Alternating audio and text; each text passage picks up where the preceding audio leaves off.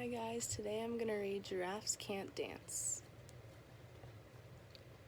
Gerald was a tall giraffe whose neck was long and slim, but his knees were awfully crooked and his legs were rather thin. He was very good at standing still and munching shoots off trees, but when he tried to run around, he buckled at the knees. Now every year in Africa they hold the jungle dance, where every single animal turns up to skip and prance. And this year, when the day arrived, poor Gerald felt so sad, because when it came to dancing, he was really very bad. The warthogs started waltzing, and the rhinos rocked and rolled. The lions danced a tango that was elegant and bold. The chimps all did a cha-cha with a very Latin feel, and 8 baboons then teamed up for a splendid Scottish reel. Gerald swallowed bravely as he walked towards the floor, but the lions saw him coming and they soon began to roar. "Hey, look at clumsy Gerald," the animals all sneered. "Giraffes can't dance, you silly fool. Oh, Gerald, you're so weird."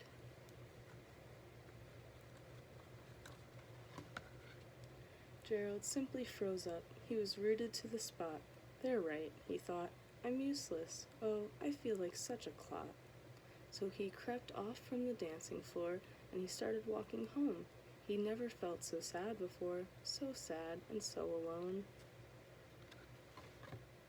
Then he found a little clearing and he looked up at the sky. "The moon can be so beautiful," he whispered with a sigh.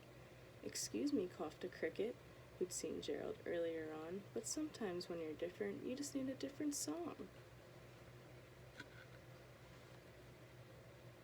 Listen to the swaying grass and listen to the trees. To me, the sweetest music is the branches in the breeze. So imagine that the lovely moon is playing just for you. Everything makes music if you really want it to. With that, the cricket smiled and picked up his violin. Then Gerald felt his body do the most amazing thing. His hooves had started shuffling, making circles on the ground.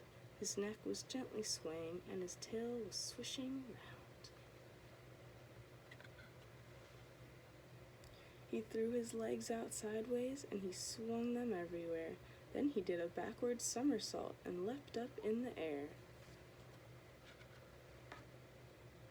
Gerald felt so wonderful, his mouth was open wide. I am dancing, yes, I am dancing," Gerald cried. Then, one by one, each animal who'd been there at the dance arrived while Gerald boogied on and watched him quite entranced. They shouted, "It's a miracle! We must be in a dream. Gerald's the best dancer that we've ever seen." "How did you learn to dance like that?